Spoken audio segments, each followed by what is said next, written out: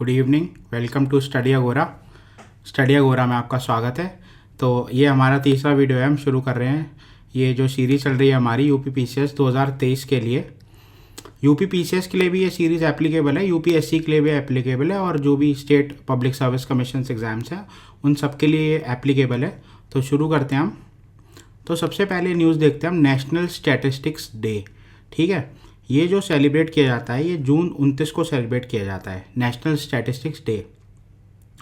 ये सेलिब्रेट किया जाता है to recognise the contributions made by plan man of India professor Prashanta Chandra Mahalanobis. ठीक है, उनके कंट्रीब्यूशंस को जो है सेलिब्रेट करने के लिए, रिकॉग्नाइज करने के लिए हम लोग ये जो डे सेलिब्रेट करते हैं, नेशनल स्टैटिस्टिक्स डे 29 जून को। ठीक है, अब एक छोटा सा फैक्ट मैंने इंक्लूड किया है। एक जनरल था, उसका नाम था संख्या, स्टैटिस्टिक्स का जर्नल था वो, और 1933 में प्रोफेसर मेलानोबिस ने उसको फाउंड किया था। तो ये आपको पता होना चाहिए। इस साल की जो थीम है वो है data for sustainable development, data for sustainable development. ठीक है, ये प्रोफेसर मेलानोबिस जो थे वो मेंबर थे प्लानिंग कमीशन ऑफ इंडिया के 1955 से 1967 तक। ठीक है, और जो सेकंड 5 ईयर प्लान था, पहला जो था वो आपको पता होना चाहिए कौन से मॉडल पे था। ये क्वेश्चन मैं आपको पूछ रहा हूँ, तो आप कमेंट में लिख के बताइए, एच और डी। ठीक है, ये मैंने आपको हिंट दे दी, इसका नाम जो है एच और डी से है, एब्रिविएशंस इसके। सेकंड 5 ईयर प्लान है वो जो है वो बेस्ड था मेलानोबिस के मैथमेटिकल मॉडल पर। तो सेकंड 5 ईयर प्लान आपको पता होना चाहिए। ठीक है, फिर आगे बढ़ते हैं। दूसरी न्यूज़ हम देखते हैं, इंटरनेट शटडाउन। ठीक है, इंटरनेट शटडाउन होता है तो वो सबसे पहले हम देखते हैं कि गवर्नमेंट जो है कौन सा रूल उसको अप्लाई करके शटडाउन करती है। तो रूल जो है वो ये है, temporary suspension of telecom services, public emergency and public safety rules 2017। और ये जो रूल है वो आता है इंडियन टेलीग्राफ एक्ट ऑफ 1885। ठीक है, 1885 के जो टेलीग्राफ एक्ट है वहाँ से जो है पावर आती है इस रूल को, उसके अंदर आता है ये रूल। इसमें जो है सस्पेंशन कर सकते हो आप इंटरनेट को 15 दिन के लिए एक बार में, मतलब एट वंस। उसके बाद आप आगे बढ़ाओगे तो आपको दोबारा इसका यूज़ करना पड़ेगा। ठीक है, प्रोमलगेट दोबारा करना पड़ेगा सस्पेंशन। फिर हम देख लेते हैं सुप्रीम कोर्ट की कुछ ऑब्जर्वेशंस थी। तो ऑब्जर्वेशंस ये है कि राइट टू इंटरनेट अगर एग्जाम में आपके आया तो आप लिख सकते हो कि right to internet is a fundamental right. ठीक है, फंडामेंटल राइट और किस आर्टिकल के अंदर है, तो वो है article 19(1) as observe by supreme court. 19(1) में जो है freedom of speech and expression आता है, तो वहाँ से जो है ये लिया गया है। तो ये आपको पता होना चाहिए। ठीक है, ये छोटा मैंने डेटा इंक्लूड किया है। ये country shutting down the internet the most, okay, 2018 का डेटा है, फोर्ब्स का स्टैटिस्टिक्स है। इसमें देखिए आप, इंडिया में सबसे ज़्यादा आप अगर देखेंगे तो इंटरनेट शटडाउन हुआ है। अब आप अगर मेंस के लिए देखना चाहें तो आप उसमें काफ़ी सारे टॉपिक्स इंक्लूड कर सकते हैं कि इंटरनेट शटडाउन क्यों नहीं होना चाहिए। भाई हॉस्पिटल्स और बैंक्स वगैरह इंटरनेट से चलते हैं आजकल, सारा डेटा कलेक्ट रहता है। फिर उसके बाद इकोनॉमी को काफ़ी नुकसान होता है। फिर अगर कोई मान लीजिए एग्जामिनेशंस वगैरह हो रहे हैं और इंटरनेट शटडाउन होता है तो वो एग्जामिनेशन पोस्टपोन किया जाए। तो ऐसे करके आप मेंस में काफ़ी 6, 7, 8 पॉइंट्स आप लिख सकते हो और मार्क्स पा सकते हो। तो इंटरनेट शटडाउन जो है नहीं होना चाहिए। फिर हम तीसरा टॉपिक देखते हैं, एक जो है बैक्टीरिया न्यूज़ में है, अभी हाल ही में डिस्कवर किया गया है।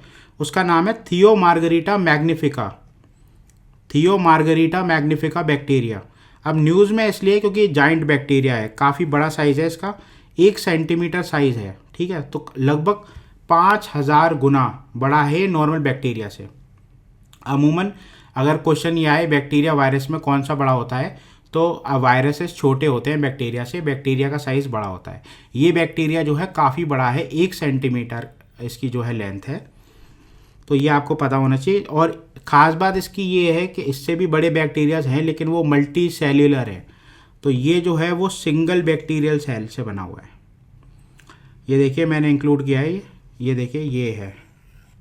ठीक है, आप इसका देख सकते हैं, छोटा सा वीडियो डाला है मैंने, गिफ्ट डाला है। तो ये आप देखिए इसको, याद रखिएगा अगर एग्ज़ाम में आया, क्योंकि कभी कभार आ जाता है ऐसे उठा के साइंटिफिक नेम पूछ लेते हैं और पूछते हैं क्या है ये, बैक्टीरिया है, वायरस है। तो ये याद रखना है, थियो मार्गरीटा मैग्निफिका, तो ये बैक्टीरिया है, वायरस नहीं है, फंजाई भी नहीं है। फिर हम देख लेते हैं यूरेनियम। ठीक है, यूरेनियम कंट्री के अंदर ऑलरेडी पाया जा चुका है, आंध्र प्रदेश और झारखंड में। तो ये आपको पता होना चाहिए, यूरेनियम डिपॉजिट जो है आंध्रा और झारखंड में। लेकिन रिसेंटली सीकर डिस्ट्रिक्ट है राजस्थान में, वहाँ एक काफ़ी बड़ा रिजर्व मिला है यूरेनियम का, और बोला जा रहा है कि लगभग एस्टिमेट किया है 12 मिलियन टन उसमें यूरेनियम हो सकता है। फिर हमें पता होना चाहिए कि वर्ल्ड में सबसे ज़्यादा जो है प्रोड्यूसर कजाकिस्तान है, कनाडा और ऑस्ट्रेलिया से भी यूरेनियम आता है। यूरेनियम जो है सिल्वरी ग्रे मेटल होता है और वीक रेडियो एक्टिव होता है। ठीक है, यूरेनियम जो है दो तरीके से नेचुरली फाउंड होता है, एक तो यूरेनियम 238 और दूसरा है यूरेनियम 235। इसके बाद इसका यूज़ क्या है, ऑब्वियसली न्यूक्लियर पावर प्लांट्स होते हैं तो वहाँ इलेक्ट्रिसिटी जनरेशन में यूज़ होता है। फिर डिफेंस इक्विपमेंट्स भी बनते हैं इसके। फिर मेडिसिन, न्यूक्लियर मेडिसिन में यूज़ किया जाता है। अगर आपको पेट सिटी के बारे में पता हो, पॉजिट्रॉन इमिशन टोमोग्राफी, ये कैंसर डिटेक्शन टेस्ट होता है, तो उसमें बॉडी के अंदर जो है इंजेक्ट किया जाता है, रेडियो एक्टिव आइसोटोप इंजेक्ट किया जाता है और बेरियम सोल्यूशन पिलाया जाता है। उसके बाद जो है आपका पूरा कैट स्कैन होता है, वो पीईटी इमिशन टेस्टिंग होती है। तो वो जहाँ जहाँ कैंसरस सेल्स होती हैं वो एकदम गोल्डन चमकने लगती हैं वो उसमें, तो उससे पता चलता है कि कैंसर आपको है। तो ये इसमें यूज़ होता है, मेडिसिन में यूज़ होता है, फोटोग्राफी में यूज़ होता है radio active. Uranium weekly radio active होता है, लेकिन जब हम इनरिचमेंट करके इसको काफ़ी इनरिच कर लेते हैं तो फिर हम इसको वेपनाइज भी कर सकते हैं।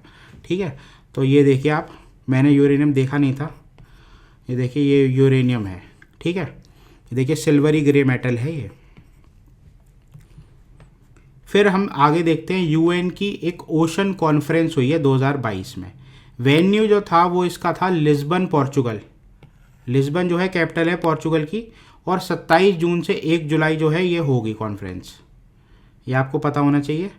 इम्पॉर्टेंट इश्यूज जो है डिस्कस इसमें होंगे, ओशन वार्मिंग। ठीक है, एक तो इसमें डेटा आया है काफ़ी कि ओशन वार्मिंग जो है काफ़ी हो रही है, लैंड वार्मिंग के कंपैरिजन में ओशन वार्मिंग ज़्यादा हो रही है।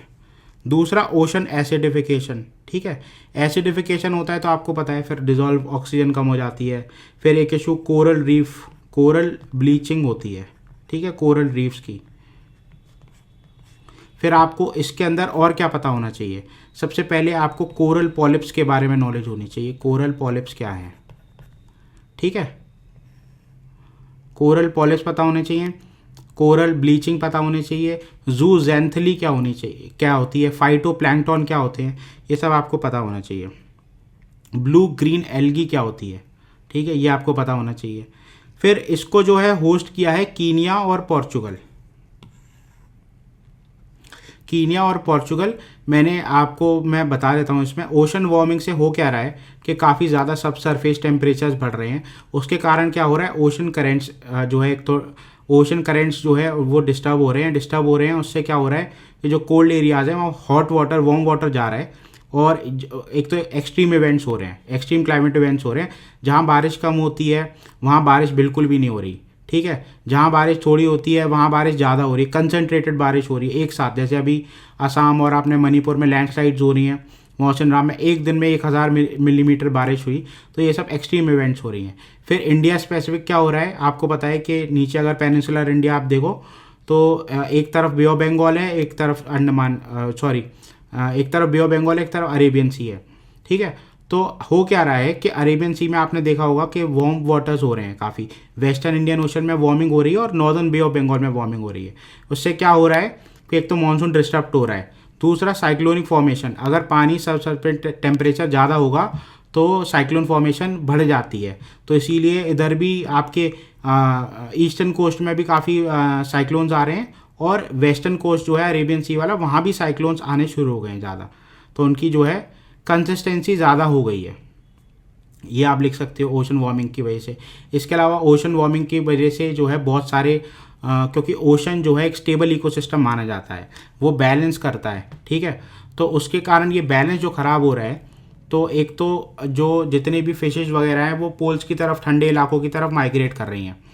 दूसरा ये मर भी रहे हैं काफ़ी सारे जो है जो अपने स्पीशीज़ हैं ओशंस के अंदर, वो उनकी डेथ भी हो रही है, ठीक है। जैसे कि कोरल पॉलिप्स की डेथ हो रही है, वैसे उनकी भी डेथ हो रही है। तो ये आपको पता होना चाहिए। ये इश्यूज़ हैं, काफ़ी सारे इश्यूज़ हैं, इसके अलावा भी बहुत इश्यूज़ हैं, लेकिन ये बेसिक इश्यूज़ आपको पता होना चाहिए। इसके अलावा एल नीनो आपको पता होना चाहिए। पेरुवियन कोस्ट के जो साइड में जो वाटर है वो अमूमन जो है कोल्ड रहता है, लेकिन जब वो वार्म होना शुरू हो जाता है तो उसकी वजह से होता क्या है कि दो इवेंट होते हैं। एक तो जो सेंट्रल अमेरिका वाला जो पार्ट है, ठीक है, ग्वाटेमाला, होंडुरास वगैरह, वहाँ ज़्यादा बारिश होती है जब एल नीनो एक्टिव होता है, ठीक है। Abnormal warming of the Peruvian coast waters, ठीक है। आपको पता है जो पेरुवियन कोस्ट है वहाँ कोल्ड वाटर होता है, ठीक है। कोल्ड वाटर, अगर कोल्ड वाटर है, सब सेपरेट टेम्परेचर है, तो बगल में डेजर्ट होगा, ठीक है। हॉट वाटर है तो वो फर्टाइल एरियाज होंगे, ठीक है। तो ये रिवर्स हो जाता है, वहाँ का पानी थोड़ा गर्म होना शुरू हो जाता है तो वहाँ ज़्यादा बारिश होती है। अब जब वो यहाँ बारिश ज़्यादा होती है तो उसका इफेक्ट इंडिया पे आता है। इंडिया में मानसून वीक हो जाता है, ठीक है। ऑस्ट्रेलिया में जो मानसून होता है वो वीक हो जाता है। और जब ला नीना आता है उसका अपोजिट होता है, तो ये रिवर्स हो जाता है। ला नीना में क्या होता है, वहाँ कम बारिश होती है सेंट्रल अमेरिका में, और अपनी साइड ज़्यादा होती है। लेकिन अब क्लाइमेट चेंज की वजह से इसमें भी डिस्ट्रप्शंस हो रहे हैं, तो इतना आपको पता होना चाहिए कि ला नीना में भी डिस्टर्बेंसेस हो रहे हैं। आईओडी फिनोमेना आपको पता होना चाहिए। इंडियन ओशन डाइपोल क्या होता है, ठीक है, पोलैरिटी आ जाती है टेम्परेचर्स में इंडियन ओशन में, इतना आपको पता होना चाहिए। ज्योग्राफी का पार्ट है ये। साइक्लोन फॉर्मेशन, डायरेक्ट क्वेश्चन आता है। साइक्लोन, एंटी साइक्लोन क्या होता है, नॉर्दर्न हेमिस्फीयर में कैसे रोटेट करती हैं विंग्स जो है, साइक्लोन की आई क्या होती है, लो प्रेशर क्या होता है, ये सब आपको पता होना चाहिए। फिर हम देखते हैं ग्लोबल लिवेबिलिटी इंडेक्स। इसको रिलीज किया EIU, इकोनॉमिक इंटेलिजेंस यूनिट ने। ये रैंक करता है बेसिकली 173 कंट्रीज। कुछ क्राइटेरिया हैं, जैसे कि शहर का, सिटी का इंफ्रास्ट्रक्चर कैसा है, पॉलिटिकल स्टेबिलिटी है कि नहीं वहाँ, availability of green spaces, parks हैं घूमने के लिए जो है, एरियाज़ हैं कि नहीं, हेल्थ केयर कैसा है उस सिटी का, क्राइम रेट्स कितने हैं, तो ये सब एवेल्यूएट करके वो रैंकिंग निकालते हैं। और काफ़ी टाइम से वियना जो है फर्स्ट आ रहा है। फर्स्ट टॉप 3 कंट्रीज ये हैं, वियना ऑस्ट्रिया की कैपिटल है, कोपेनहेगन डेनमार्क में है, और ज्यूरिक स्विट्जरलैंड में, ठीक है। न्यू दिल्ली की रैंक जो है 112 है, और मुंबई की रैंक 117 है। Global liveability index EIU, economic intelligence unit ने निकाला है। कराची और ढाका लीस्ट लिवेबल है। फिर हम आज का आखिरी टॉपिक देख लेते हैं, नीलगिरी तहर। बेसिकली आइबेक्स है ये, आइबेक्स IUCN इंडेंजर्ड है। शेड्यूल 1 है wild life protection act, sites appendix 1 में आता है। स्टेट एनिमल है तमिलनाडु का। और 16 ओपन माउंटेन ग्रासलैंड्स होते हैं नीलगिरी हिल्स में, वहाँ ये पाया जाता है वेस्टर्न घाट्स में। कॉन्फ्लुएंस जो जहाँ ईस्टर्न और वेस्टर्न घाट्स मिलते हैं, ठीक है।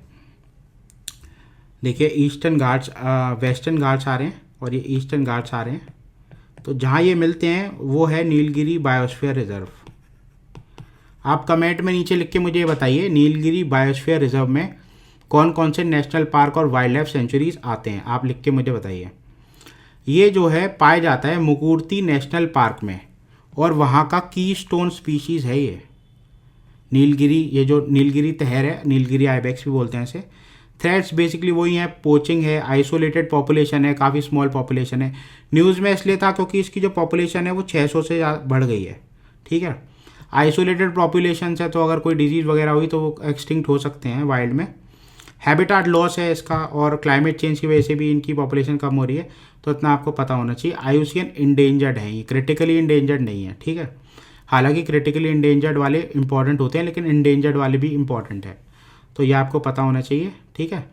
फिर मिलते हैं नेक्स्ट वीडियो के साथ। आप मैंने जो क्वेश्चंस आपसे पूछे हैं आप कमेंट में नीचे लिख के बताइए। चैनल को लाइक करिए, शेयर करिए, सब्सक्राइब करिए। Thank you, have a nice day.